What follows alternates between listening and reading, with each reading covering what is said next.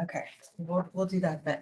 So even though not everyone is here for our first committee, it's so that it gives us time to go over the policy and some questions if we have any. So more people will come at 6:10. So shall we start?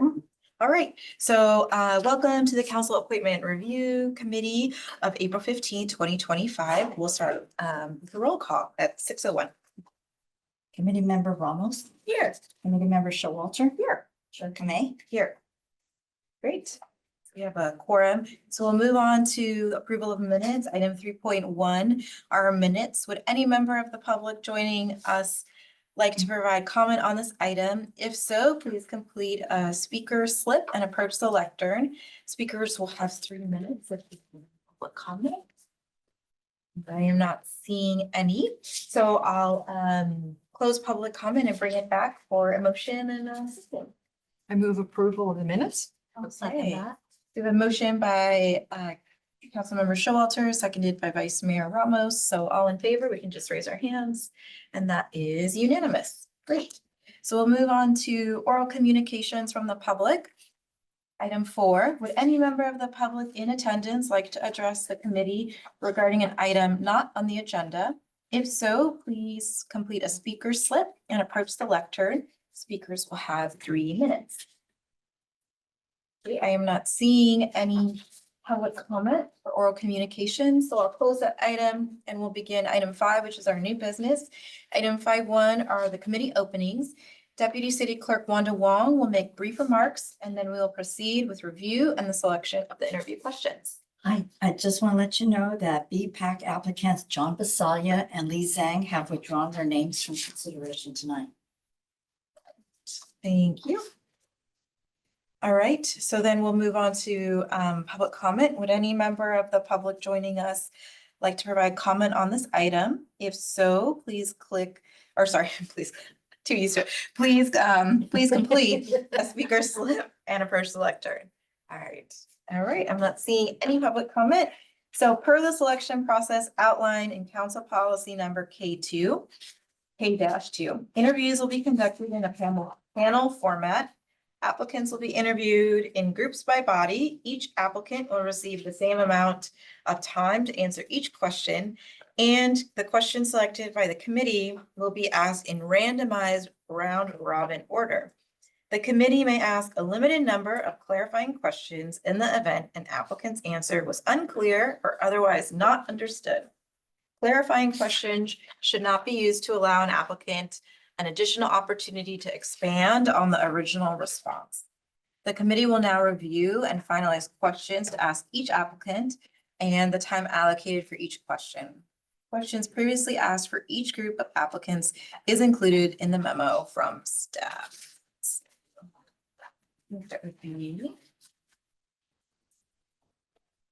And I think we're reviewing questions for all the bodies, right? Yes. Okay, at one time. I think at one time. Right? Okay. That's It's up to you. correct. Yeah, if you'd like to do it piecemeal or if you want to do it all now, that's fine. Okay, or not all of our applicants are here yet, so I figure why don't we just go through That seems logical. right, all the committee questions. Okay. So on page 2 of the staff report for the Bicycle Pedestrian Advisory Committee, are our colleagues comfortable with the questions and the time allocations? Would you like any suggestions to changes?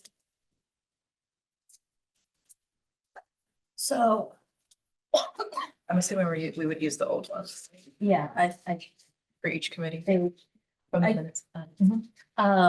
What I'm wondering about is just the overall, it's just a decision beforehand and then it changes the whole set of questions. Do we want broad-based questions that generally don't change over time?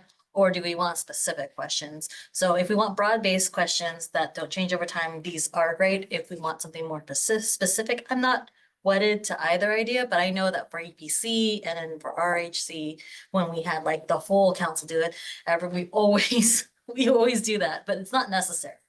Sorry, if that makes sense. I personally think it's good to kind of go with the flow. And so, you know, we start with these general questions and think, are they appropriate at the moment? And probably for most committees it will be, but for some it might not, and then just change it as we need to. I don't think we need to have a Fine tooth comb. Well, I mean, so on page 2, there's the 3 questions with the different time allocations. So I think that the question is, do you want to edit any of those or add them, or are they good as is?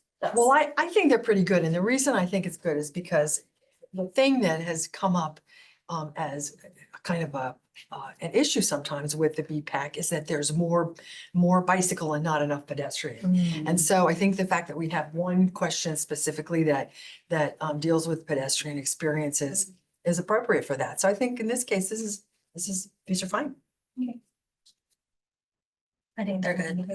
Okay, all right, so I think that we're in consensus on keeping the questions for BPAC. So now we'll move on to the downtown committee, downtown property owner, and or representative of a business in the downtown. So looks like 30 seconds, 2 minutes, 1 minute. Let's see. We have one applicant for each time. Yeah. Yeah. Hello. Hello.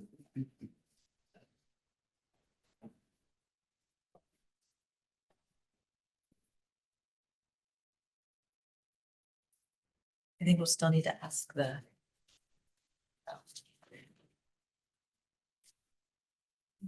I think they're adequate for what we're looking for in the downtown committee. I think like. For like question 1, right, some people are they renewed or expiring? So, is it just the one they renew? Sorry, They're both new. they're, okay, They're both new, right? yeah. So it's just, why do you want to serve, right? We'll just take Cross out. the continue part. So that's the only edit. Unless anyone has anything else. If you want to do the same for BPAC too, I think there's. Okay. It's I guess I always wonder about this one. How would you balance the interests of businesses with those of the community? Uh-huh. What is really meant by that? Or maybe it's good to have it open-ended. I don't know, but when I read this, I'm a little puzzled about what exactly it would be. There could be a number of things. It could be a number of things. It is also really interesting to see how they would answer. Okay, but Especially if they're the downtown property owner or representative. yeah. Both of them are actually. So it's a double thing, because that's supposed to be what they're supposed to be there for, so that'll be fascinating how they'll turn out. Anything more on downtown? So I think we crossed out, so for BPAC, they just, why do you want to serve, right? We crossed out or continue to serve, right? Well, wait a second. No, no. I'm just wondering about, in that second one, when they give them Yeah. 2 minutes, do we want to say something about, what do you think of downtown? How would you improve it? And how could the city, assist the business community in downtown? Should we, add that as well? In lieu of that third question and No, the second I would question, or just, I would just add it to the mix. I mean, well, and again, that's not their they spirit. do have 2 minutes, but. Because, the downtown committee is really about the city and the businesses working together. Can you repeat your question? Yeah. How can the city assist downtown businesses?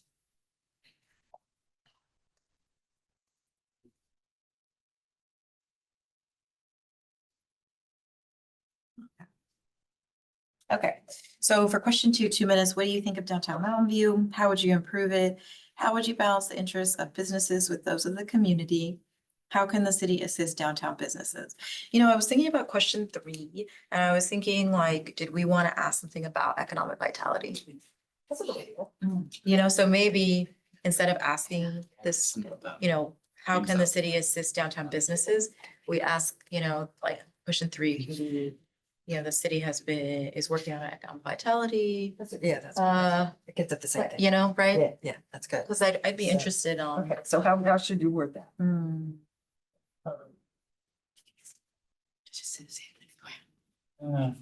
How should the city work on, or what are valuable components of our downstairs. economic vitality program? Yeah. Or, Well, I hope that they know about it.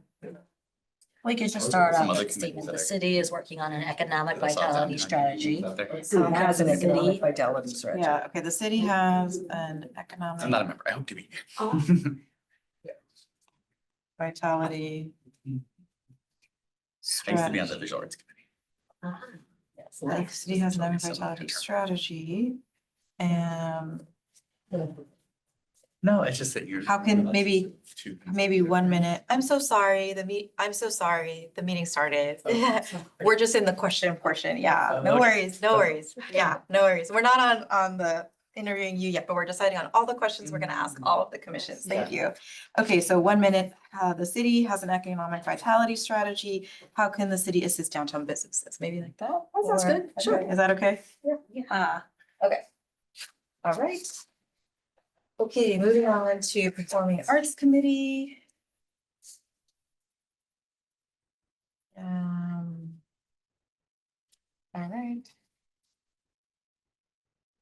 I like Chin. That's nice.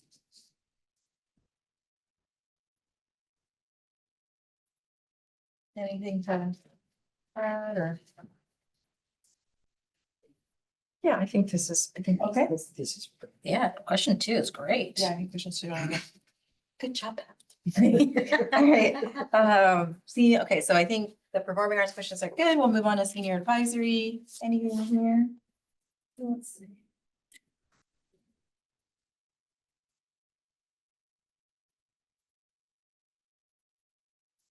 I think those are good too. Yeah, I mean, I think, obviously this was like had a lot of council discussion.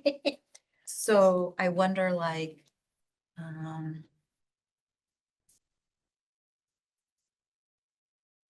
maybe that gets at question 3, would you like to just like what would you like to see the senior advisory committee do? Yeah, because it's Or- really being kind of reconstituted Yeah. and, It's finding itself. yeah, and that's good. Okay. All right, so any other, did I miss any questions or anything? All right, so, now that we finalized the questions and the timing for interviews, the committee will now interview the applicants for the Bicycle Pedestrian Advisory Committee. So let's see, we have, are they all here? I do not think so.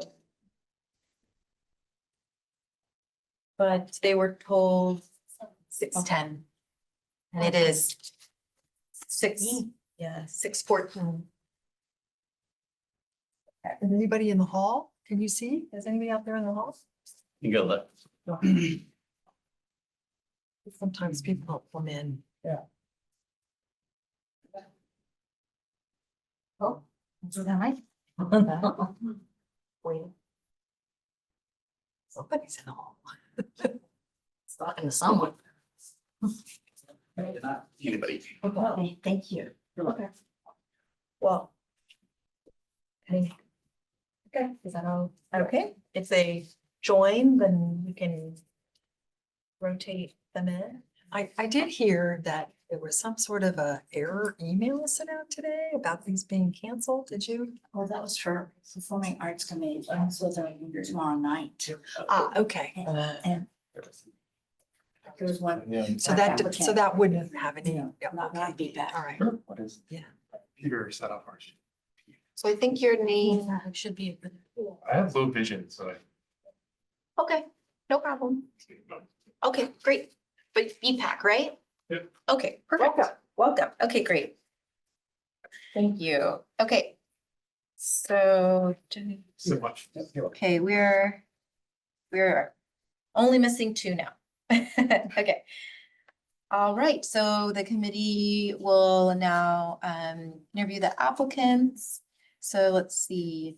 And then as was mentioned, John Basala and Lee Zhang withdrew their applications. So we will begin with the questions and then for the order.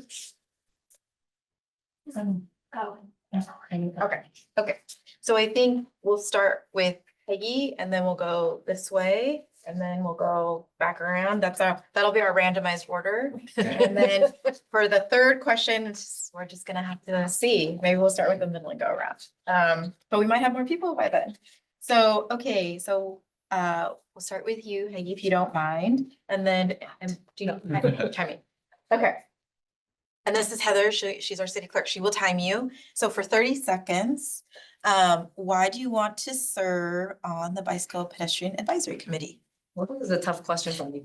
It would be the beginning, I think that would be a good time for me to do this right now, but I mean, I'm a biker and I think that the most important thing for being a safe biker here is that not about the streets. It's more about letting people understand what they're doing, you know? And so when they're biking, I know I'm biking, but what the drivers know. And so my purpose here is not really to do, to do the streets, like safe, safe streets or like road. But it's more like letting the drivers and the, Thank Okay. you. Sorry, I know 30 seconds goes very fast. Okay, so Jesse, why do you want to serve on the Bicycle Pedestrian Advisory Committee? Thanks. I pretty much exclusively get around Mountain View by bike, walking, transit.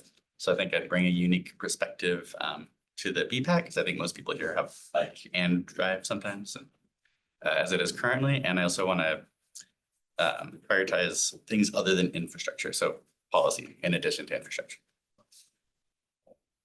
Thank you. Peter, why do you want to serve on the Bicycle Pedestrian Advisory Committee?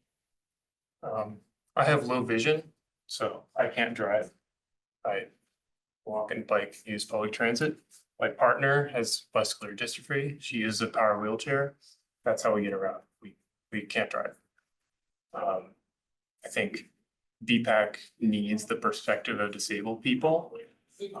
That's sorely missing. Just as an example, one of the documents attached to this meeting was not accessible, and I tried to read it with a screen reader. And so I think really bring perspective, a new perspective that's really needed. Thank you. Okay. Is it Stefan. Stefan? Okay, Stefan Moss. thank you. Okay, so Stefan, why do you want to serve on the Bicycle Pedestrian Advisory Committee? Having lived in Mountain View in 3 different locations across the city for 25 years, I've walked, cycled, and of course, driven all over the city. More recently, I work for a company that makes pedestrian and cyclist automated counters. And so I'm working with the city of San Jose currently. So I have a unique position in terms of working with public works in the city of San Jose, parks. And so I've learned a lot about how to function in a city environment to get all parties involved to make decisions for all. Thank you. Okay, Michael, why do you want to serve on the Bicycle Pedestrian Advisory Committee? I'm a mechanical engineer with a strong interest in urban design, and I believe that great cities are defined by great streets. I've studied the works of Jane Jacobs, Donald Chu, Charles Mahone, and I stay current throughout urbanist literature and videos. And I want to bring a technical insight and a human-centered perspective to the committee, helping shape streets that make walking and biking not just possible, but inviting and enjoyable parts of everyday life in Mountain View. You. All right, so we'll start with Michael and then go back around. And so this time you'll have much more time. You'll get a whole 2 minutes. What are the most important issues facing the Bicycle Pedestrian Advisory Committee, and how would you resolve them? One of the most important issues facing the Bicycle and Pedestrian Advisory Committee is the gap between the city's Vision Zero goals and the realities of infrastructure jurisdiction and design standards, particularly along the high injury corridor like El Camino, in which the city has limited jurisdiction in applying changes due to Caltrans ownership. The city is trying to eliminate fatalities and serious injuries, but the most dangerous segment of our network remain largely outside the city authority. This creates a disconnect between our ambitions and our tools. Compounding this is a tendency both locally and statewide to focus on minimum safety standards rather than designing for true comfort, dignity, and accessibility. Sidewalks may meet code, but still feel unsafe or unpleasant. Crossings may be legal, but they are still high stress. In these conditions, many people simply opt out of walking and biking altogether. I believe the committee should focus on systemic solutions, first by actively pushing for design excellence over compliance, supporting wider sidewalks, protected intersections, and pedestrian-first signal timing. Second, by helping coordinate with multi-jurisdictional pressure on Caltrans with the goal of relinquishment of the state route. And third, by elevating the lived experience of residents through more participatory engagement and data-driven assessment. Vision Zero isn't just about reducing numbers. It's a tool among others for us to transform how people move through and feel in their city. We need to design a public realm where safety is felt, not just measured, and where walking and biking are not just accommodated, but invited. Okay, Stefan, what are the most important issues facing the Bicycle Pedestrian Advisory Committee and how would you resolve them? Given the fact that Vision Zero was established as a priority for the city, I think back in 2019, it's obviously a very big goal that's very aspirational, but there are many cities that are larger than the city of Mountain View that have achieved that. I believe that that overall generates a better focus. If everybody's focused on Vision Zero, then what are those steps to get there? There's a lot of complexities, as mentioned earlier, between different jurisdictions, whether it be Caltrans or county, well, we don't have county roads here, but in terms of trying to make decisions, and you have to have a pragmatic approach to it, and very inclusive, but the focus is really to become this model for, you know, a mid-sized livable city that's the most comfortable, enjoyable, and desirable in terms of getting around for all, where a priority is around active transportation. Right now, the city is not there. And enabling that with primarily walking first. I am a cyclist, but to me, I focus on pedestrians first because it's a larger set of folks. And if we can enable safer corners, safer intersections through data and through getting more involvement with a larger set of folks than we do today when we do surveys, I think it would go farther in having a more inclusive approach to be able to prioritize. Because I think one of the biggest challenges I see with the BPAC is this constant look at how do they prioritize, and maybe finding a more simpler approach, being more efficient to prioritizing, through getting more data to help that prioritization that has more justification. And I think it's, you know, all done through collaboration, empathy for the people that are citizens, and inclusion. So it really has to be focused on everybody, and equity has to be like first and foremost in that. And sometimes that's very hard to balance. I have a career in product management, which is focused on getting constituents who don't agree to agree. So I have a special experience doing that in a leadership role for many years that I think I can apply here. Thank you. Peter, same question. Unless you want me to, would you want me to repeat it? No, I got it. Thanks. Okay. I think the biggest issue we face is political will and like the size of people's imagination to radically transform the transportation infrastructure that we have and how people are moving around. Not just in the public, but also like in city employees. I think we've all spent our entire lives totally steeped in the last several decades of, you know, heavily car-oriented development. And it's very hard for us to get outside of that perspective and have a bigger imagination about what we could have. I think when I talk to people in the community, when I come to BPAC meetings and hear people making comment, or, you know, city employees, I think most people have good intentions, but are often making excuses for the status quo because they can't quite imagine how much better it would be. What I think I can do about that is continue to advocate for how amazing our infrastructure in our city could be. I and my partner have a YouTube channel where we make videos about what it's like for us as disabled people to encounter the built environment, how bad it is, and show these little things where these places where things have actually been changed for the better, and how amazing it is, and how it enables us to do something that we can't do in so many places. Yeah. Thank you. Jesse, same question.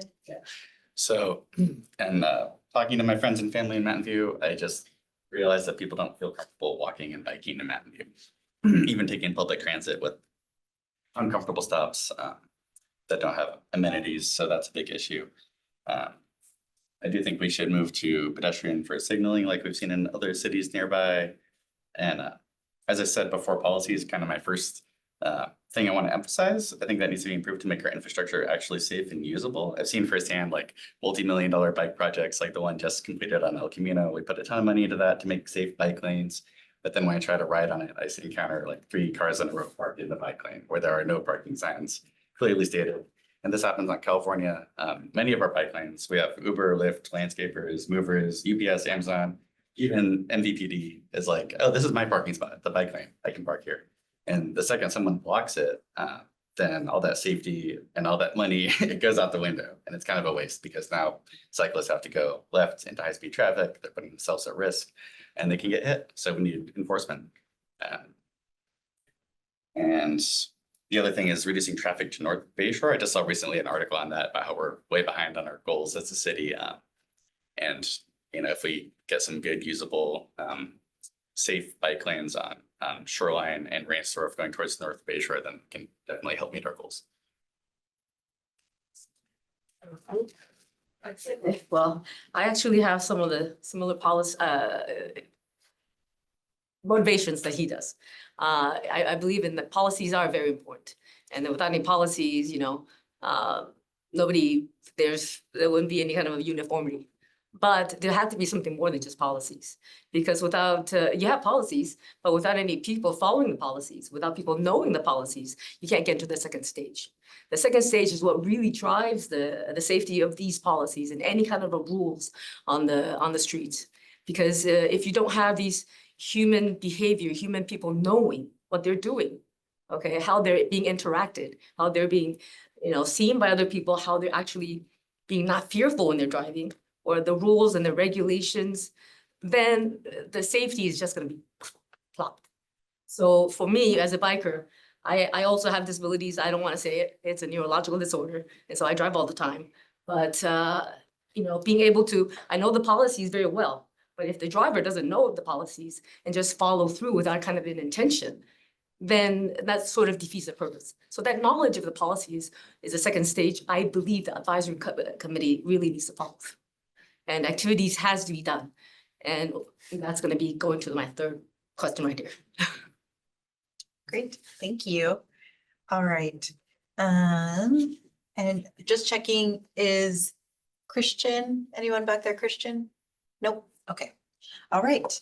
I still don't see Celia, but okay, so we'll move on to the last question. And I think just to do round robin, we'll start with Peter, and then we'll go Stefan, Michael, then I guess go back around. If that's all right with everyone, just to try to keep it.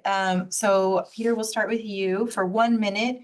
What are the most realistic things we can do to improve the pedestrian experience?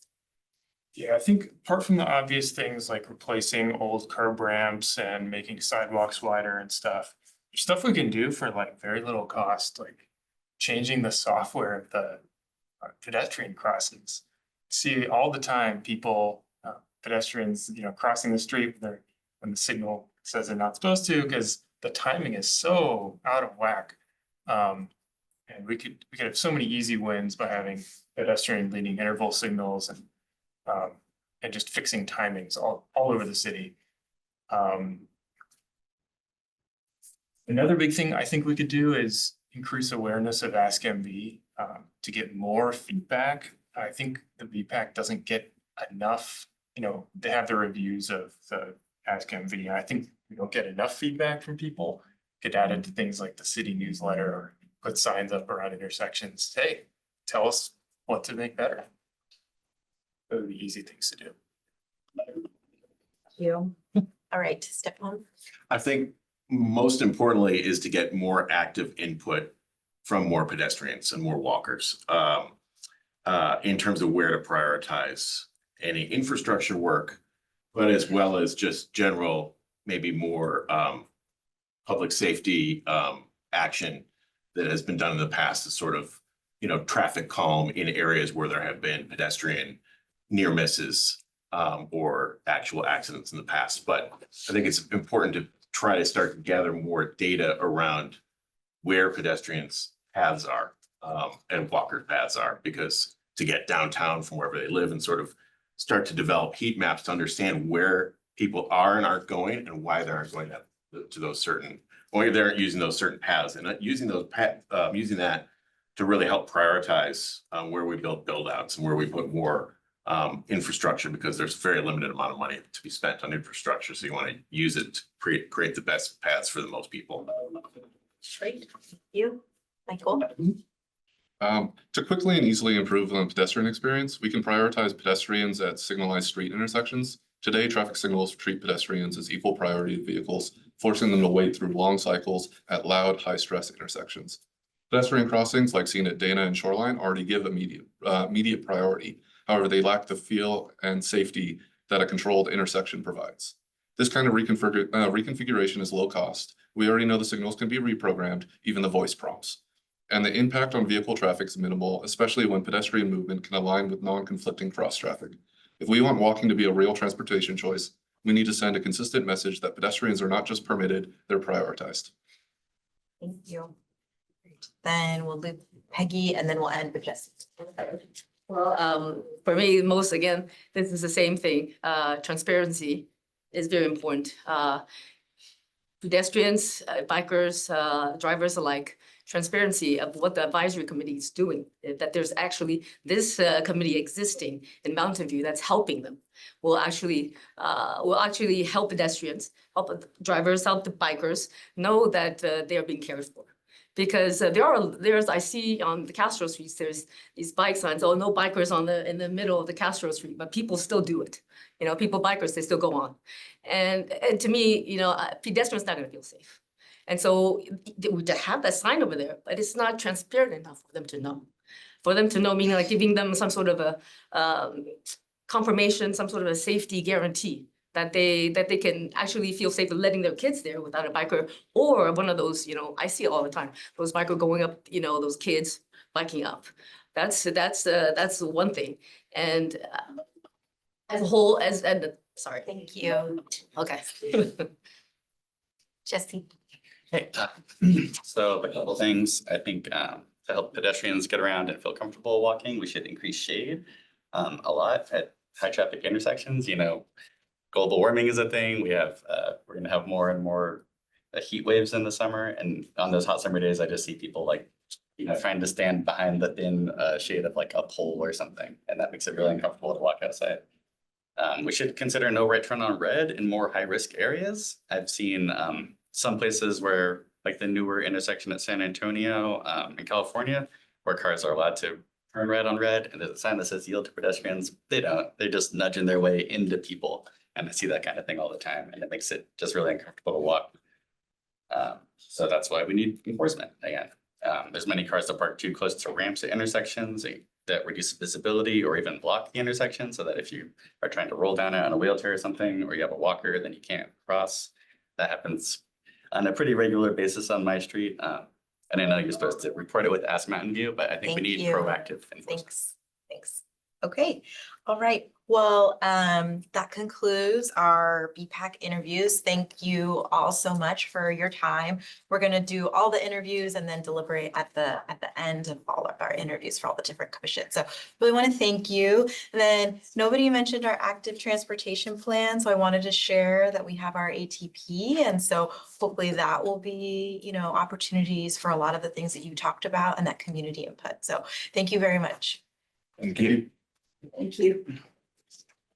All right, the next committee are the downtown committee applicants. Marvel's coming up now. I'm gonna go open the door. Okay, thank you. Have a great night.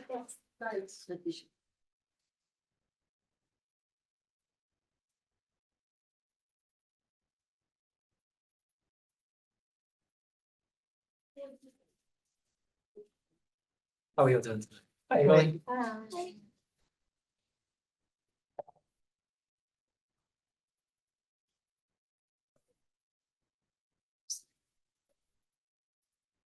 I think we're just waiting for Marisol, right? Is she coming up? Jesse said he was opening the door for her. Yeah. I hope she like. Okay. Well, I'll read and hopefully she'll start working because we have other people waiting too. All right, the committee will now interview the applicants for the downtown committee. For downtown property owner and a representative of a business in the downtown seat, we have Sean Foreman. For a downtown property owner and representative of a business in the downtown Business Association seat, we have Marisol Malaya. She's trying to get online, but she said she needs a password. Okay.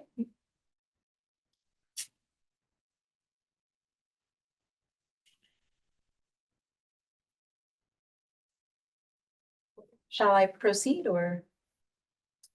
Okay, all right. Thanks for your patience, Sean. No problem.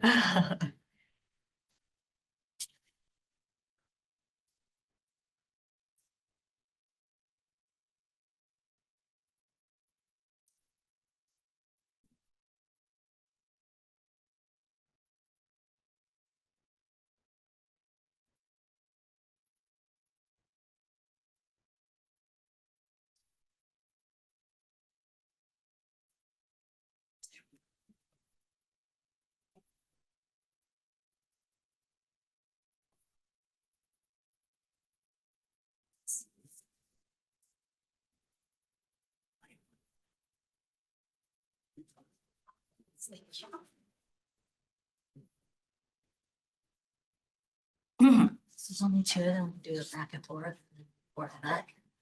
and back. Yeah.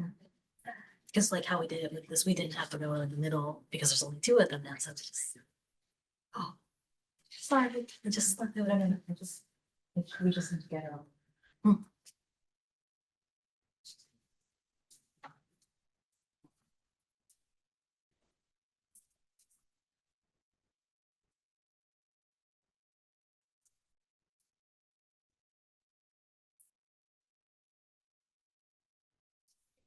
Okay, great.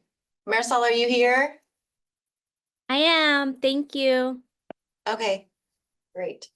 Okay, so we're gonna do, I think, it has to go round robin per our council policy. So I think I'll start with Sean and then I'll ask you, and then I'll ask you the second question and then back to Sean. It's just gonna have to go back and forth, okay?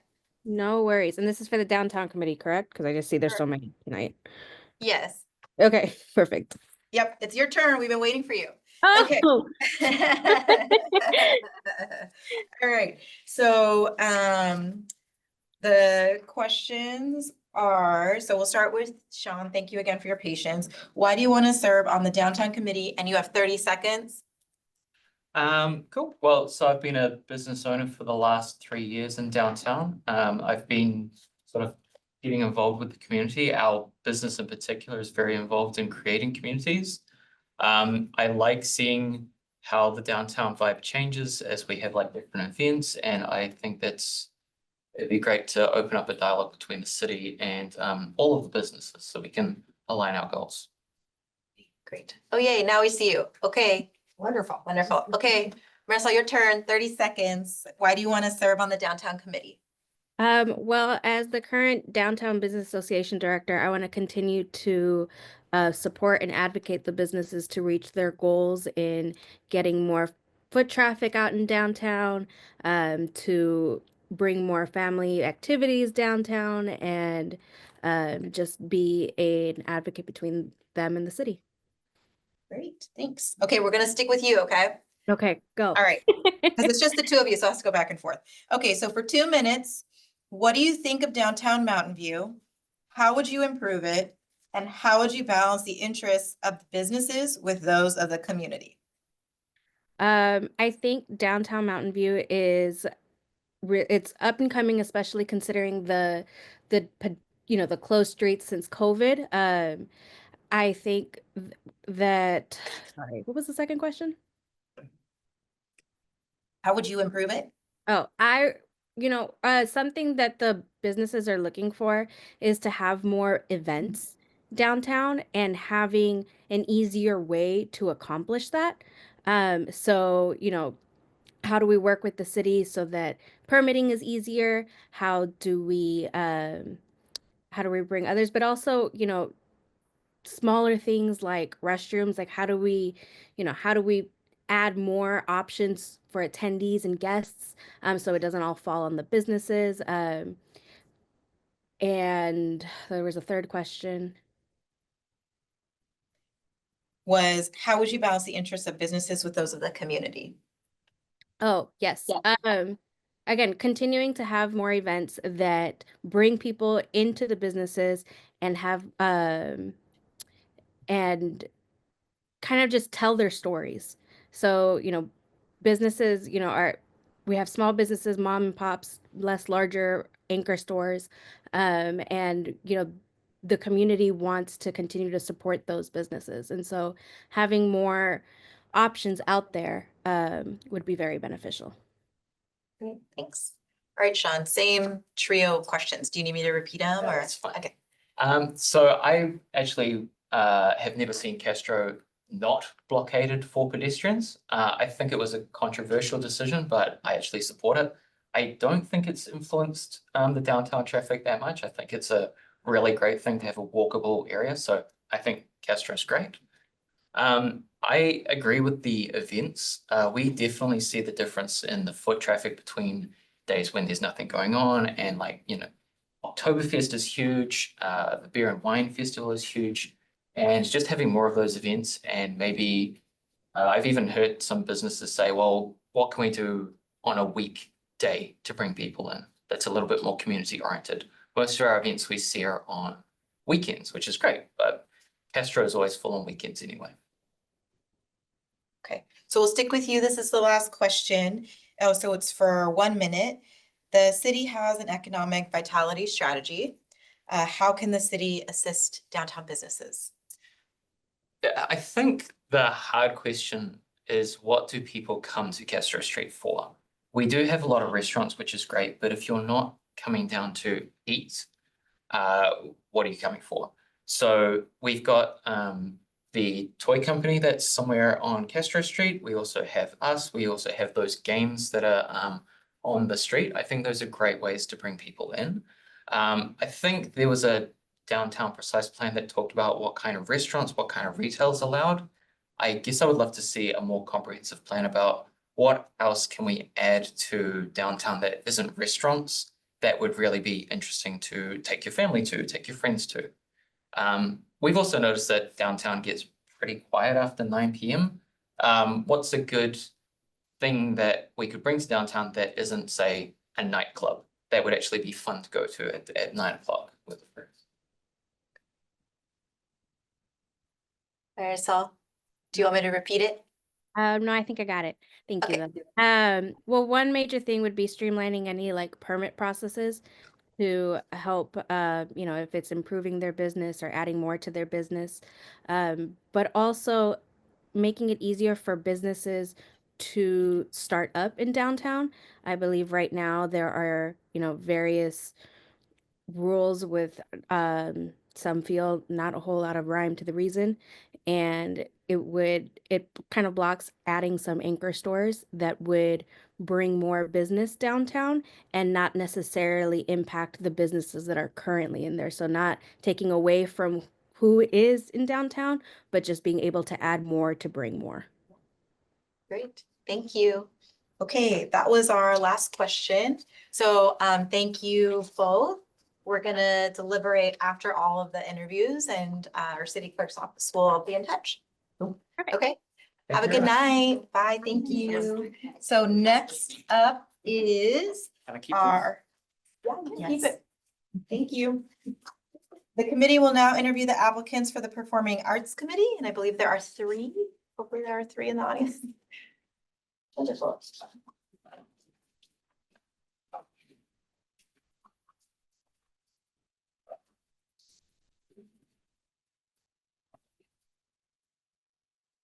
Hi, Wanda. Apparently the public can't get on to have the interviews. Requiring us to get in. We can stop it and start again if you'd like to. So people are wanting to be, you have somebody who's wanting to get on that can't get on? The public cannot view the meeting. Sure. So if the group wants, we can take a pause and they'll have to restart the whole Zoom. I don't have anyone who wants to get on. Me too.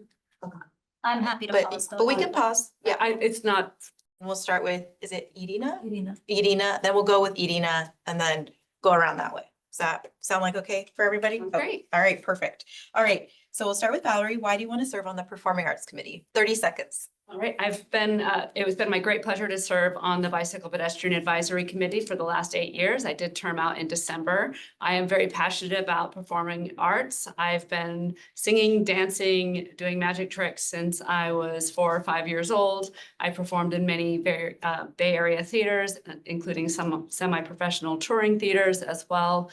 I love to sing, dance, but most of all, I love to see how things come together in the background. And I have loved seeing shows in our performing arts space here, and I want to see what I can do as a resident to bring this facility really to life. And I think just even based on the last set of interviews, to help bring more people downtown for other things besides restaurants.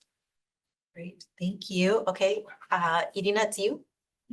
So similar interests. I really passionate about arts and have been singing and dancing, and I am part of Stanford Symphony Chorus at the moment, and I'm an usher at San Francisco Symphony, and also have been an usher at West Bay Opera. And my professional expertise is relevant in terms of negotiating contractual agreements and ownership provision, IP ownership, and brand guidelines for creative artists and executive producers of the shows. And I have extensive. Oh, thank you. That was the timer. Thank you. Okay, Antara? Hi, I'm also very passionate about the performing arts. I've been working in the performing arts sector for over 15 years as a performer, an educator, and an administrator and a presenter. So I feel I bring a unique perspective to the community. I'm especially focused on the multicultural community and have worked in that specific area for many years. And I would love to shape what the cultural fabric of the performing arts scene looks like in Mountain View. Thank you. All right, so we'll stick with you. So the second question, you get 2 minutes. Describe your vision of the cultural scene and artistic desires of Mountain View and surrounding communities. Okay, great. So like I said, my focus has been on the multicultural arts, and that's a community that's, driven highly by passion, but very limited resources. And often you see artistic directors wearing, many hats. And I feel like the resources of a city or a place like MVCPA could go a really long way for small to mid-sized organizations. A short-term vision I have that I recently learned falls under parks and recreation, not so much performing arts, is that I'd love to see for our outdoor weekly performances, music concerts. I'd love to have a Bollywood and beyond night. We have a large South Asian community, and I think it'd be a great way to not only bring in, of course, the music aspect, but bring in artisans like henna artists and local handicrafts and of course food trucks, and use that as a model to then do with other multicultural arts and music forms. On a long term, I'd love to establish ongoing relationships again with some of the really well-established cultural dance forms that we have in the South Bay and Peninsula specifically. And the South Bay is really unique in that we've had these dance companies and music organizations that have been around for decades. It's very different than the San Francisco dance and art scene. And I think the multicultural festival that the city puts on is a great platform, but it's more geared towards amateurs and students. And so to be able to give that platform at the main stage or the second stage to professional dance and music organizations, and perhaps, look at doing a music and dance festival similar to what we have in San Mateo with the Peninsula Dance Festival. Thank you. Okay, Irina. So I recently attended several performances. Oh, sorry, we'll restart for you, sorry. Sorry. Yeah, so I'm impressed with the current program. So I recently saw the Rachmaninoff at Zazar performed by Hershey Feldman, and I'd like to continue that tradition, plus to introduce more like a diversity, multicultural aspects, of course, and then partner with other organizations like Theater Works of Silicon Valley, West Bay Opera, San Francisco Symphony, and perhaps introduce that element of variety of performances, plus maybe art exhibits, more about Legion of Honor, Diane Museum, because I'm sure many Mountain View residents would appreciate not having to drive to San Francisco for those exhibits. And yeah, San Jose has fantastic theater options, and maybe we can alternate to have our venue here as an option for them to display their talents. And I'd like to continue tradition to invite international producers and artistic directors like Hershey Feldman from Florence. So that's my thinking about. Thank you. Thank you.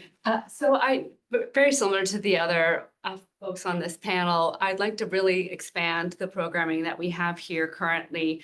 The idea, I spoke with a former member, John McAllister, about the Mountain View Presents. How can we bring in our own unique programming, leverage other things that are happening around? Of course, there's the great musicals that we all like to see, like to get those performances in, consider getting touring theater companies in. We have our home theater company of TheaterWorks. They also perform in a very, very small theater in Palo Alto. I've caught several theaters there with no parking and no restaurants around. When I look at what we have to offer here and how do we negotiate those deals with TheaterWorks, how do we help them bring in the audiences here?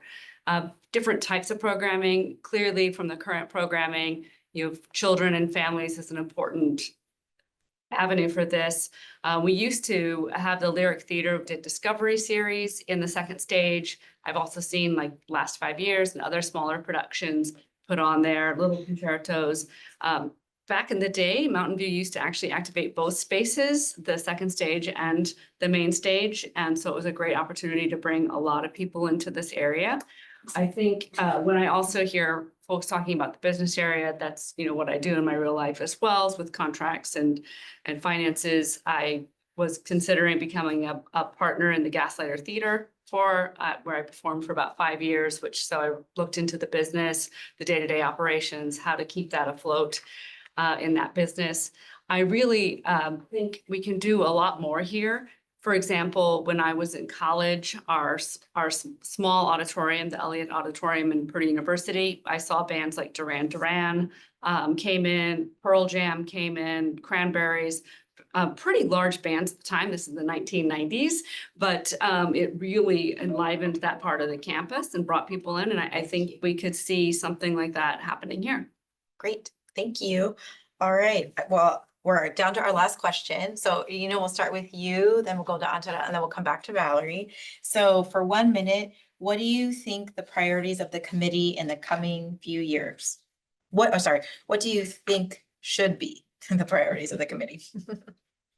Well, so to bring more talents to our community and to secure new partnerships that would bring variety, to maintain community ties and invite more volunteers, encourage people to participate and obtain the ideas, maybe make the surveys and distribute in Mountain View Voice and see if we can have communities voice what kind of performances they'd like to see.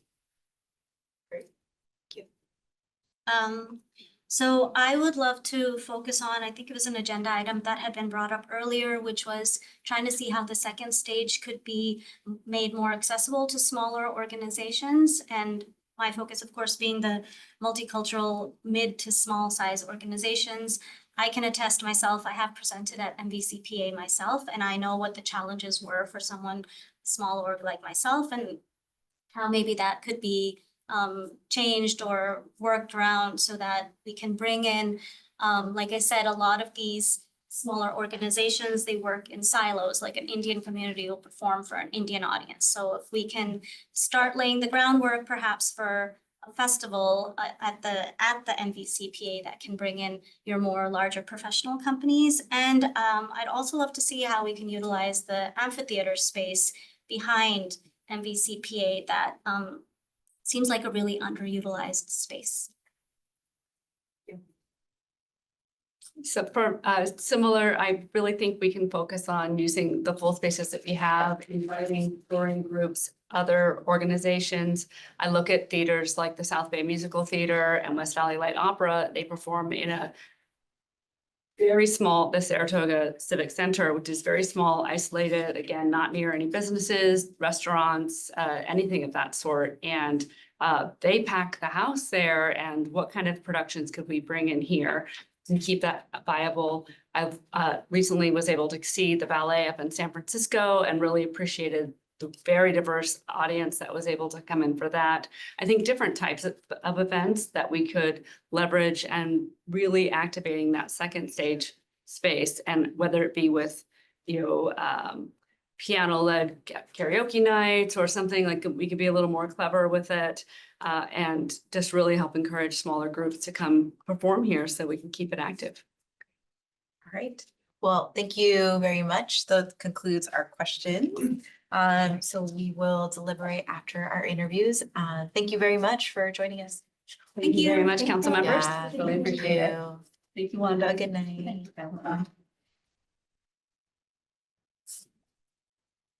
All right, we will now move on to interview the applicants for the Senior Advisory Committee. If you're an applicant for the Senior Advisory Committee, please feel free to come forward and put your name tag.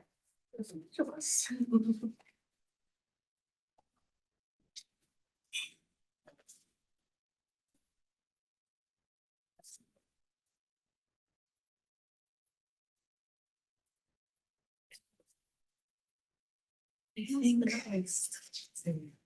think we are missing one person, but Yes, Ruth gonna be able to come? she kind of in person was but still wants to in discussion. She did not. Okay. Thank you. Okay, great. Everyone ready? Okay, so as I mentioned, you probably heard we have to do round robin. So we'll start on one end, then we'll go the other way. And then the third one will just, it'll probably be between Donna and Michelle, and we'll just go around. Does that sound okay? All right, so Elma's been at this table the whole time, so Elma, we'll start with you, huh? Okay, so the first question is 30 seconds and you'll hear the timer go off. Why do you want to serve on the Senior Advisory Committee? Because I founded this group something like 13 or 14 years ago.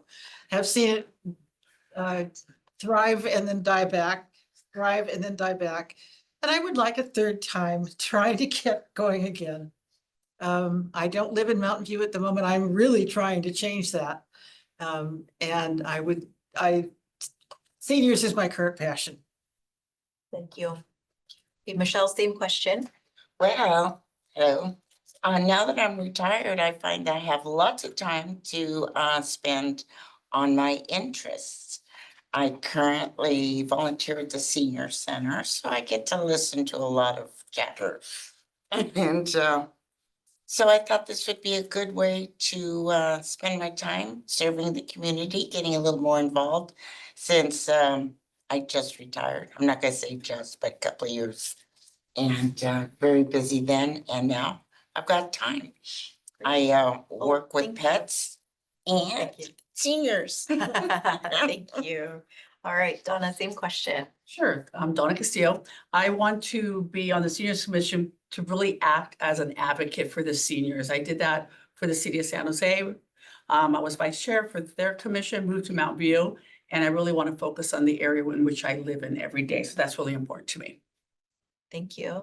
All right, and Cassandra? So I'm interested in serving the Senior Advisory Committee.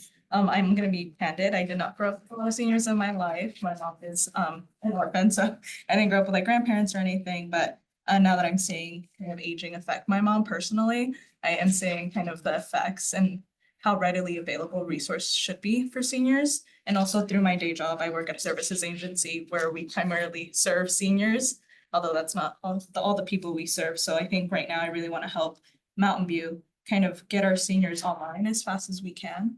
I think it's really important Thank you. All right, and we'll stick with you for our second question, Cassandra. So 1 minute, what do you think would be likely areas of particular focus for you on the committee? I think for me, and I did look at the work plan, I kind of want to see a little bit more access to technology for our seniors. There was a lot of conversations in the work plan about Nextdoor, and those aren't apps that I have seen a lot of seniors be able to connect with and be able to kind of live active lives. I think connecting seniors digitally would help a lot with the isolation and loneliness apart from the senior center. I believe the senior center is really good, but being online and being able to connect even with family members that don't live here is super important, because a lot of our seniors, unfortunately, they face a lot of loneliness. And being connected with other seniors is great, but I think intergenerational connections is really important, especially when we're going to see seniors kind of rise up in the ranks and need more resources, but we don't see a lot of children here as much, or we don't see a lot of that intergenerational connection between seniors. So that's mostly what I kind of want to work on. I also just want to create more spaces where they can live social lives. So yeah. Thank you. Donna? I think I agree with a lot of what Cassandra's saying. Getting technology into the hands of the seniors is super important, but we also have to understand their methods of communication. So is that something that they would readily adapt, or is this something that, like my mom, it needs to be printed? And then how could we serve her and make sure that she's aware of activities to avoid the loneliness and connecting with other seniors in our community, or kids or their family or whatever it is. So really having a true understanding of where they are in that group, because technology is not always going to be number one. And it's really important. I think loneliness is huge. So what activities we can do that we can communicate out and bring them together. It's going to be important. Thank you. Michelle? Hi, this is a new role for me, so I'm really here or wanting to just be a voice. Not so much what I want. Of course, everything would be what I want for me, right? What would make my life easier, which in turn might be just the same for everyone else. But mainly I'm thinking that I can use the senior center as a resource because they talk a lot, and I can listen. I want to bring my skills and get things done, but for them, not for me. Elna? Yes, I have in addition to the bachelor's, I have an MBA, a master's in gerontology, and a doctorate in senior health. And I bring an academic focus to this, and I read a lot. I am currently working on a book on long-term care and what's wrong with it at the moment, and several other academic type of pursuits. But what I bring is a lot of knowledge and access to that kind of information. Plus, I bring a lot of history because I've been working on this for about 15 years and have seen this thrive and fail, thrive and fail, thrive and fail. And I would like to do what I can to boost that again. One of the biggest problems is that Mountain View doesn't know what its seniors are like. The Senior Advisory Committee, as it's currently constituted, didn't know where the research is that was done as to who the seniors are in Mountain View, what do they want, and other things. Thank you. Okay, so we have our third question. So I'm just gonna, Donna, I'll just go with you. And then we'll go Cassandra, then we'll go Elna, and then Michelle will end. If that's all right with everyone. Okay. So 2 minutes. What would you like to see the Senior Advisory Committee do? Stepping back is to really understand all the needs of the seniors in this community.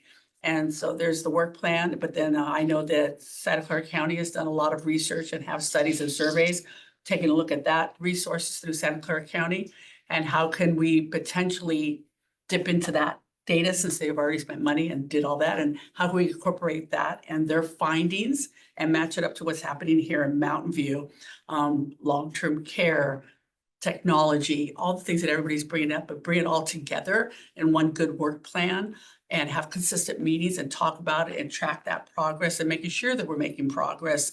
I noticed that we've had a lot of meetings that were canceled over the last year, right? So to try to get a great team together that was consistent and that we meet And we track our progress and then communicate it up to council so that hopefully we can make a difference in this community. Okay, I think for me, I really want to see the senior advisory committee kind of look at where the needs are, just like Donna said, but also look particularly at our low income seniors and how we can get them online. I know personally, my late uncle, he refused. He didn't want to go to the senior center. A lot of immigrant families are like that. He refused, but he did instead to build his own kind of senior community. He would walk to Rengsdorf Park every single morning, like clockwork, he would not miss. And after he kept walking, he started building friends along the way, and now they all used to meet. I'm pretty sure they still do it without my uncle there, but they all just kind of meet there and walk every single day.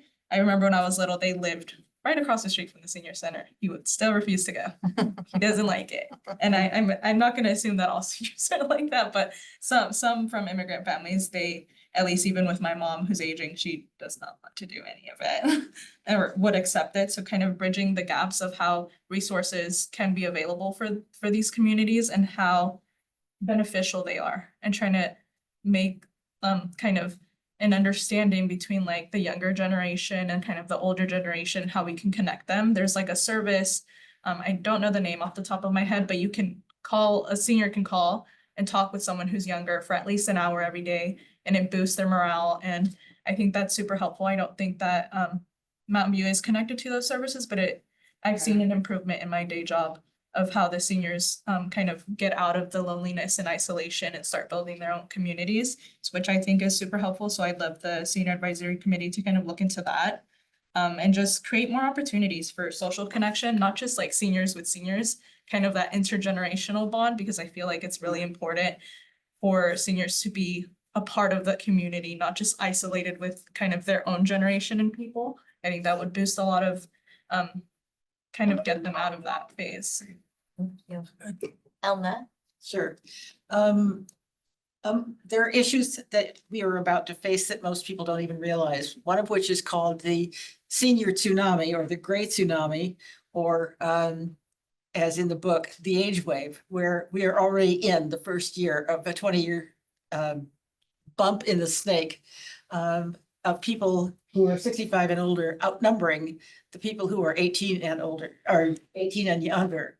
And if you think about the economic and social and many other kinds of implications of having a population that is heavily weighted towards seniors, you can see that there are lots of problems coming. I would like us to expose some of that.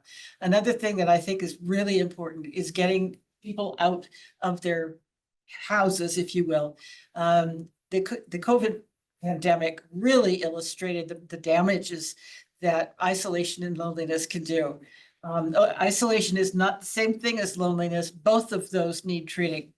I would also like to be able to put on presentations for the general community to teach people about what their life is about to be like and what it is like right now, and what are the resources. Among the things that I do, I've been serving on county committees on these subjects for about 12 years now, and I'm still involved.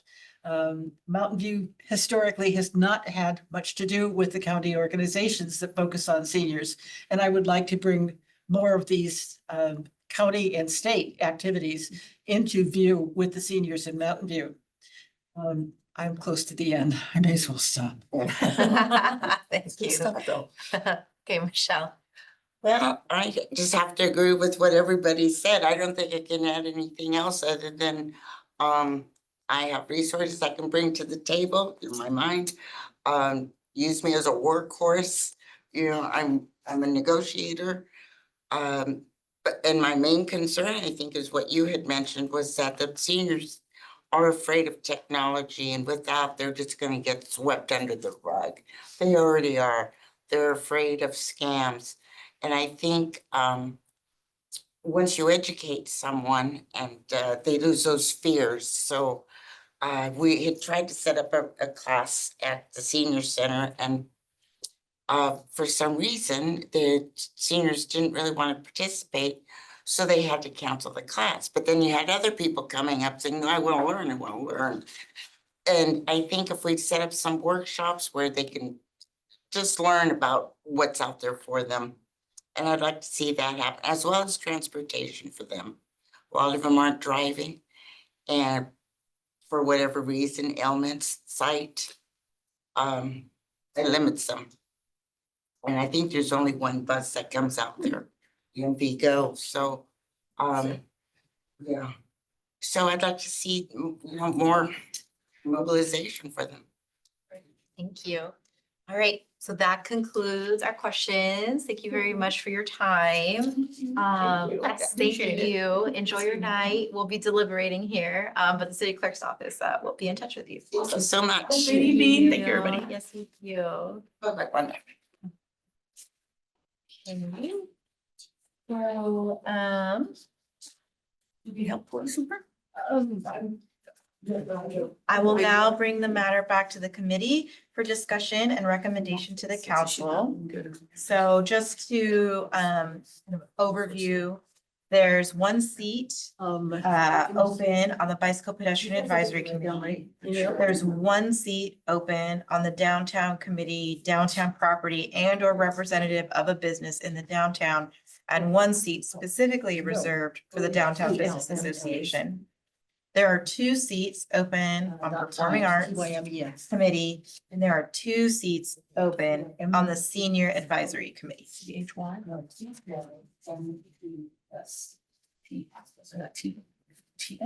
start with BPAC? We can start with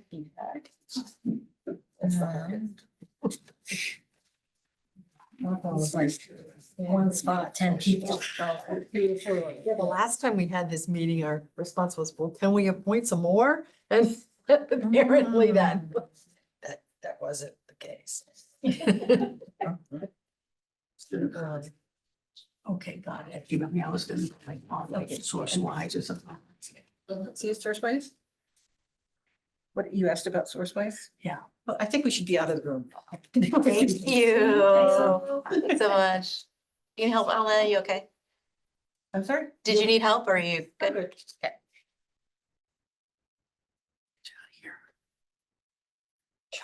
Oh, thank you. Thank you, thank you, thank you.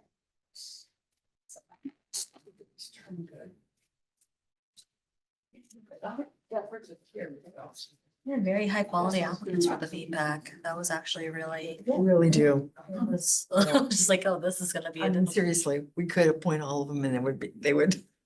Well, you know, I mean, we can't appoint all of them, I know, but they're, you know, in terms of their qualifications, they're all, you know, I think they would all do a good Yeah, well, job. there would have been 9 applicants, and then 2 didn't come, but Yeah. still. And 2 And then dropped 2 out. withdrew also. Yeah, so but even so, that we Yeah. have a kind of a wealth. And very different from each other too. Well, there were some similar, there were some similarities, a couple of them.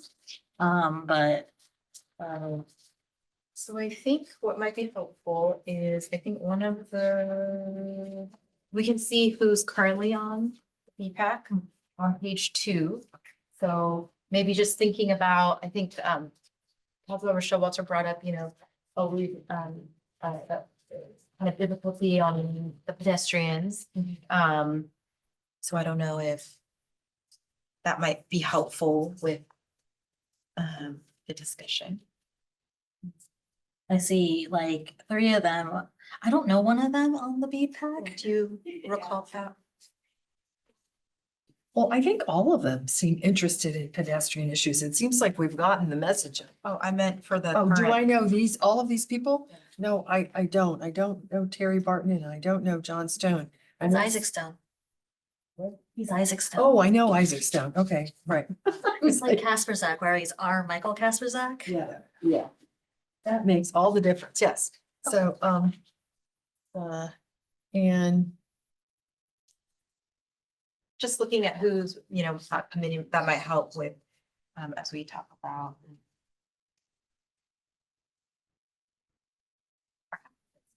So, for example, there were 2 very highly technical applicants. I would say like Michael and Stefan are very similar to like James and Isaac in terms of how they are approaching things.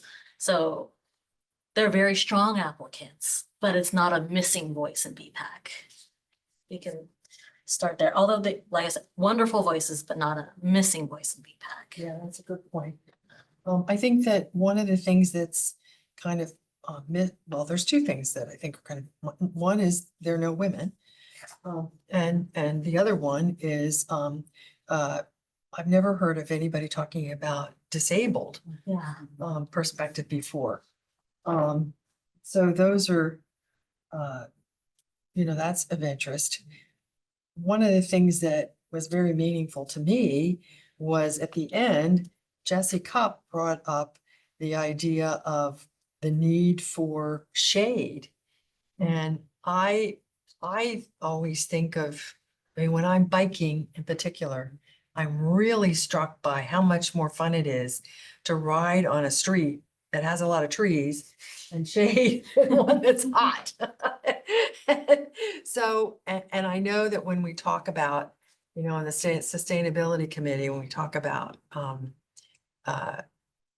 complete streets and the need to do that. So I was really interested that that got brought in. They all seem to care about pedestrian issues, which is good.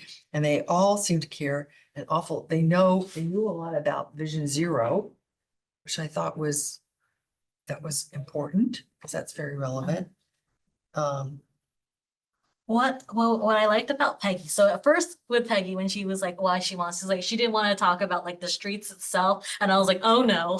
But then when she started, when she talked more in depth in the 2-minute question, she talked about, it was more about like, how are we educating? How are we enforcing? How are we implementing the policies that we have? And I think that was actually pretty powerful. That was unique to her. At first, like I said, I was just like, oh no. And I was like, oh wait, no, there's a point there. I liked that. Yeah. Several of them mentioned enforcement, which I thought was interesting That was too. interesting. Increasing enforcement. And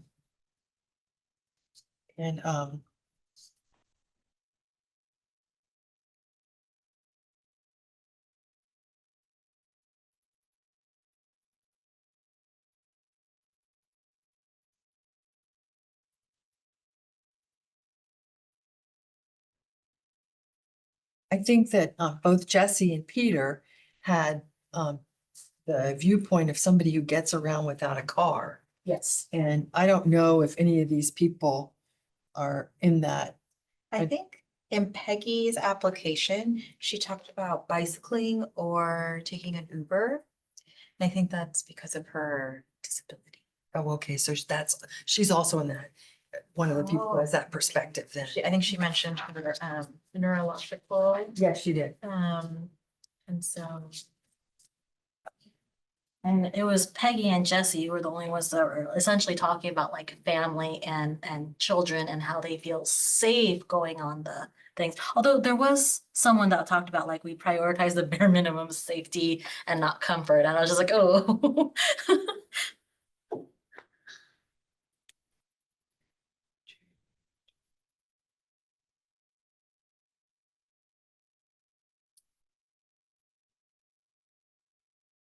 Yeah, that was Michael who did that.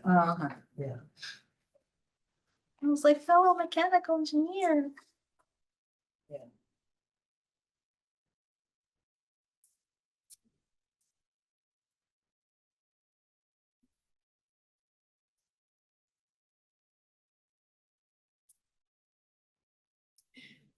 Do they have an alternate?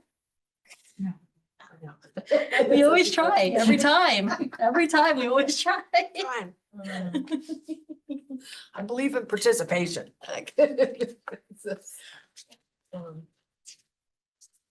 So I think for the looking at, and I was just re-looking at our BPAC members, so I think kind of I would be all of the applicants were excellent. I think that thinking about a voice that isn't part of the BPAC currently is where I'm thinking. And I'm really inclined on Peter or Peggy.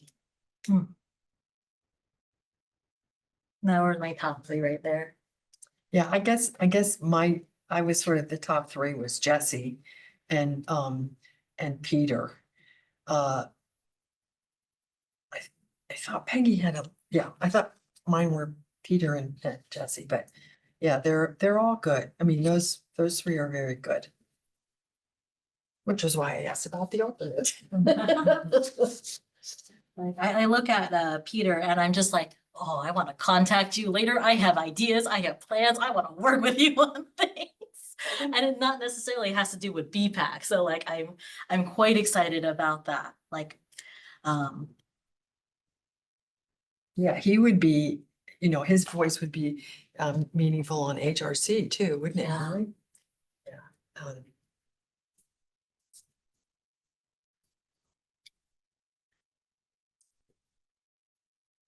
at this point, we probably should just rip off the Band-Aid and just pick someone because we're good with everyone. So, So I think that the tipping point for me will be if a committee of all women do not appoint a woman to an all male body. You know, I thought about that too. particularly looking. I think we need diverse voices and just knowing the folks that I know, there also isn't, I think that it would be important to just have a difference of perspective and also. And that was just what step, that we just lost a woman. Yeah. Lada, Yeah, because right? Valerie just, Lada. Lada. Right. Yeah, I would say, do we make a motion?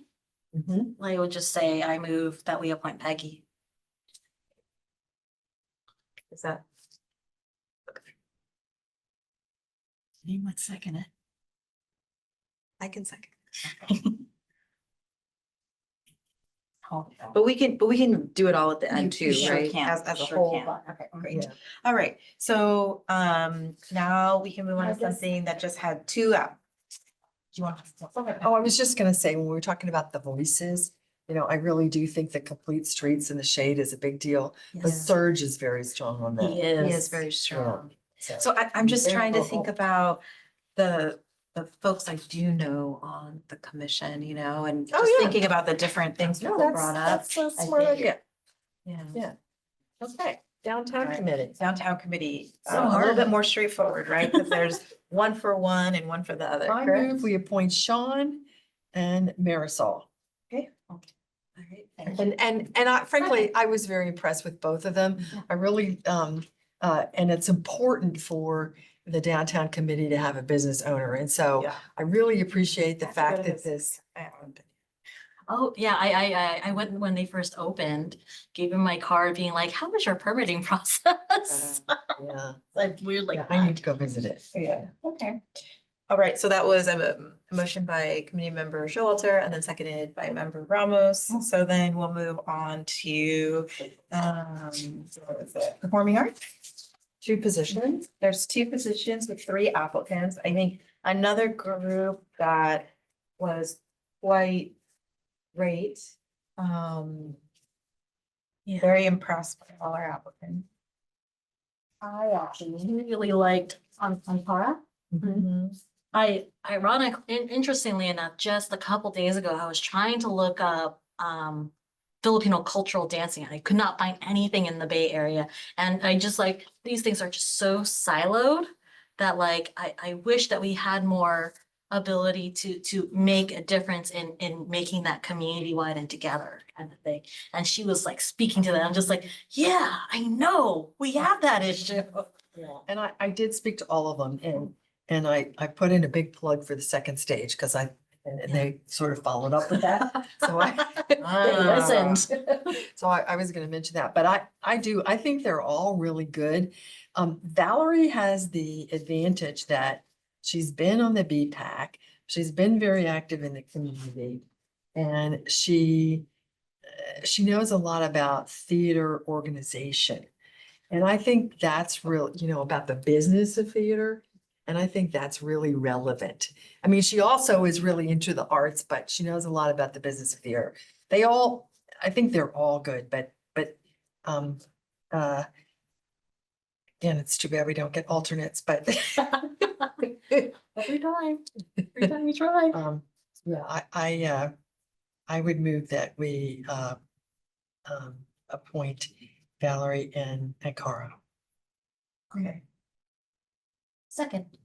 Okay, so we have a motion for Valerie and Antara, and then hopefully we can keep in touch with Arena and, you know, I think this, for whatever reason, our Performing Arts Committee tends to be a difficult one to fill.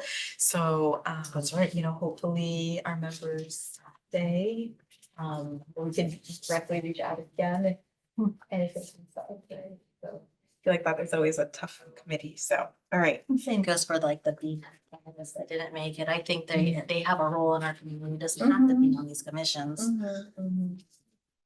Okay, let's see, and then also our senior advisory committee. A drought than flood.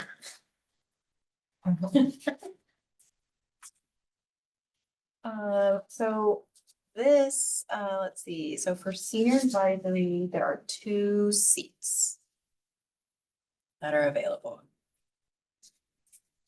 What I loved about the whole group is that they kind of came in, it's like, it's not much, but it's what I have and I want to bring it to this. And I'm just like, I love that. It's so like selfless and service oriented. Yeah, it's heartwarming. Yeah.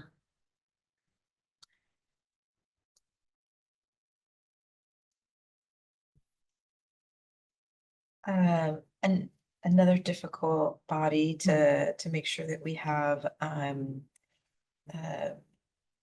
quorum. I was really I liked that we had a multi-generational applicants, you know, representing different communities, and I think maybe that will bring the energy that our senior advisory committee needs. Well, I don't know anything about, I'm not familiar with the Deanna or, I haven't met Brian, yeah. But Nirvana isn't, they aren't old. Yeah, they aren't old, they aren't. I mean, they may formally be seniors, but I don't think, I'm not sure, I don't think so.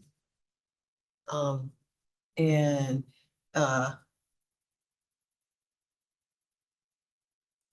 yeah, I particularly liked what Elna. I mean, you know, Elna has such a academic view of everything. You know, she really knows the material. And I also think Donna Castillo has, you know, a tremendous amount of knowledge. You know, she served on the San Jose senior committee, and both of them talked about how, you know, the city could coordinate better with county services. And I thought that was really important in the discussions about loneliness, you know, that we heard from Elna and Donna and Cassandra. They really spoke to me. So you know, and then we have Michelle, who she has stepped up. She volunteers at the senior center. I mean, so really we have some very good choices here. Very wholesome applicant kind of thing. She's like, I'm retired and I just want to help. And I was like, I love that. I'm also still stunned that Elna is the one who helped found the senior commission. Oh my God. Yeah, she lived in the Monte Loma neighborhood for decades.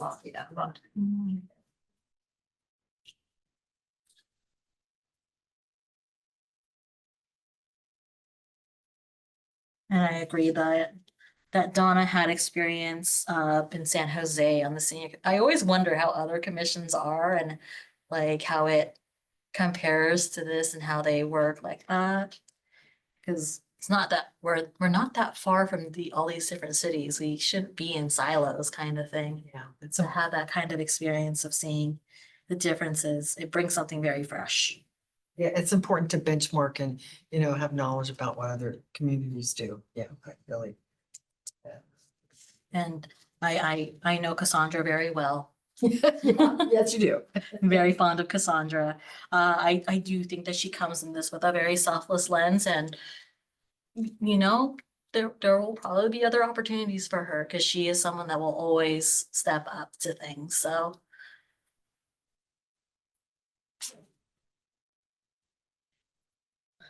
I think I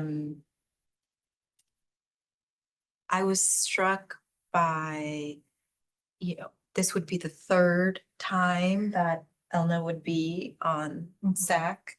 And I think that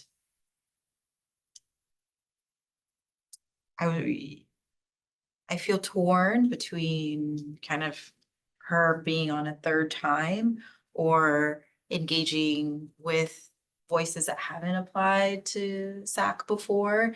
And maybe, with the three others they're such a great group, the three that are there could help like invigorate and,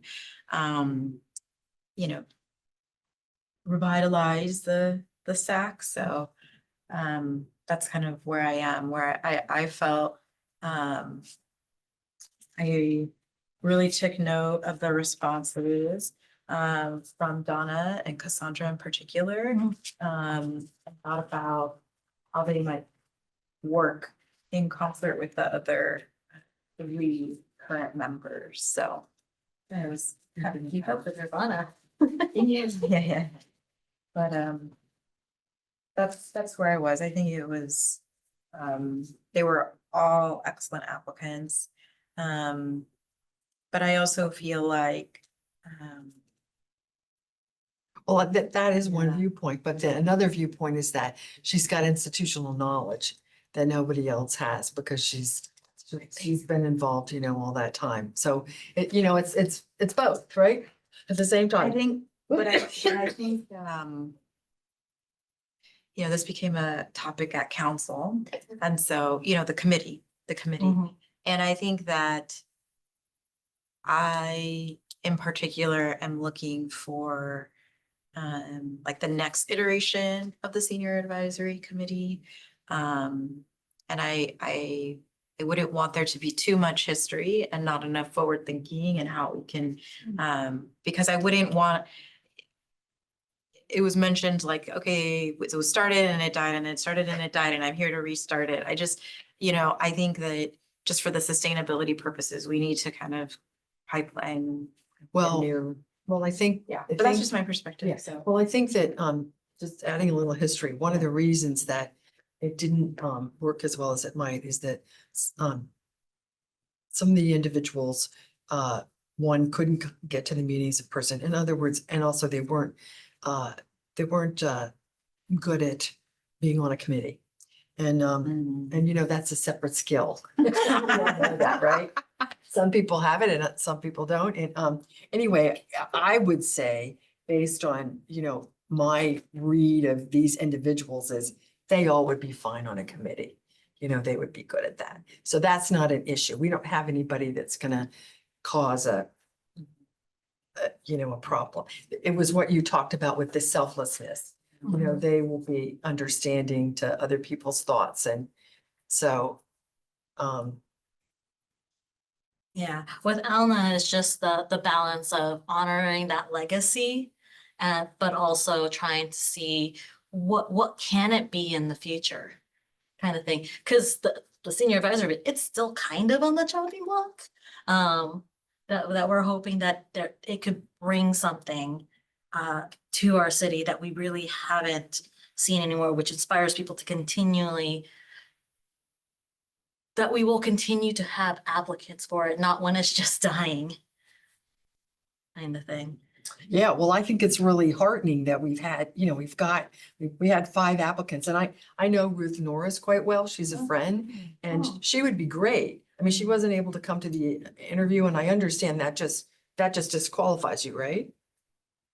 Yeah, she would have to have interviewed at least once. Has she interviewed for another committee? She's interviewed for the senior. Performing arts. She interviewed That for was a another while committee back. a while back. So she has been, so anyway, she's also, I mean, she's a good applicant. She's, she's Yeah, I read hers, but I didn't, I mean, we can talk about all of them, but I thought But I that. hope we're narrowing it down and not expanding. Well, anyway, I mean, I guess what I'm saying is, there's interest now. And there were quite a few periods where there wasn't interest and we didn't have enough applicants, right? And so this is a good sign. This is good. This is a good problem we've got here.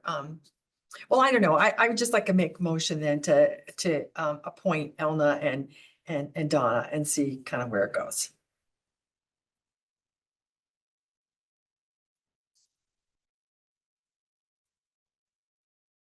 Yeah, this is where I do kind of struggle because I am very fond of Cassandra, but she's the type of person like, well, if other people are more qualified than me, I'm happy. And I'm just like, don't think like that, Cassandra. But then I'm also like encouraging that. And if I do that kind of thing, does that make sense? That kind of struggle?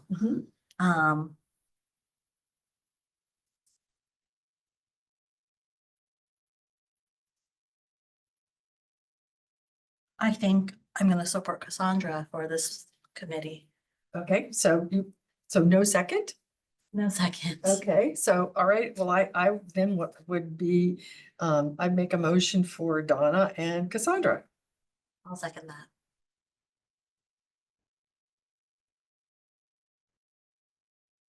Great. All right, so I think that's everyone, so we can Who leave would you the. like to recommend to the December 31st, 2025 term and also the other term, which expires at 27? Oh, there's a difference? Yes. Here we go, right here. Oh, I see. I would give Donna the longer term. Is that okay with everyone? Yeah, sure. And then people can also, everyone can reapply.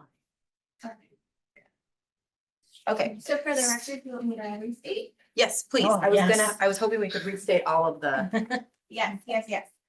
So for the one unexpired term VPA, Peggy will be the recommendation to council. For the one unexpired term on downtown committee, specifically for Downtown Business Association, Marisol will be the recommendation. And then for the unexpired term ending 12/31/27, Sean for the downtown property and or representative of business. For the Performing Arts Committee, 2 unexpired terms ending 12/31/28, Valerie and Tara. And then for the unexpired term ending 12/31/25 on Senior Advisory Committee, Cassandra. And for the 12/31/27 term would be Donna. Okay, correct? Yes. Perfect. Okay. Does that sound correct to everybody? Okay.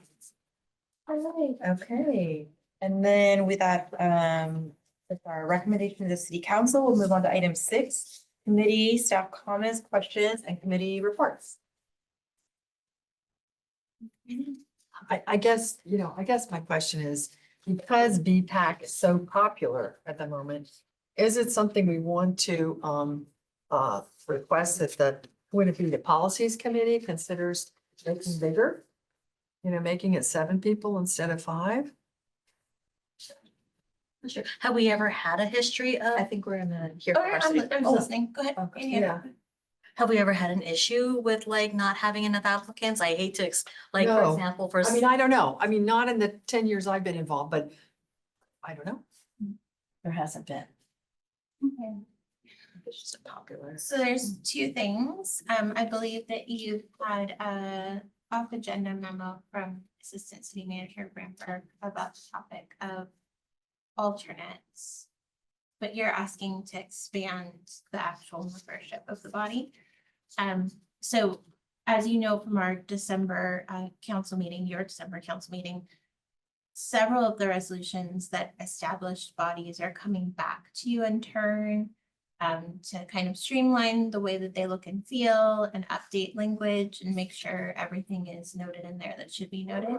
That would be a really appropriate time to consider with your colleagues whether or not expanding membership would be of Okay. interest. And when do you think that's coming back? Do you remember? No, so those are up to the department that liaises with them, so that would be up to Public Works. So I can certainly speak with Public Works and see when they plan to bring that up. And let you know. Okay. Is that okay? Yeah, any other questions or committee staff comments, reports? My first one, yay. Anything yet? Okay, all right, so we get to move on to adjournment. These recommendations will be considered by the city council at its April 22nd meeting. This meeting is adjourned at 7:43 p.m. Good night.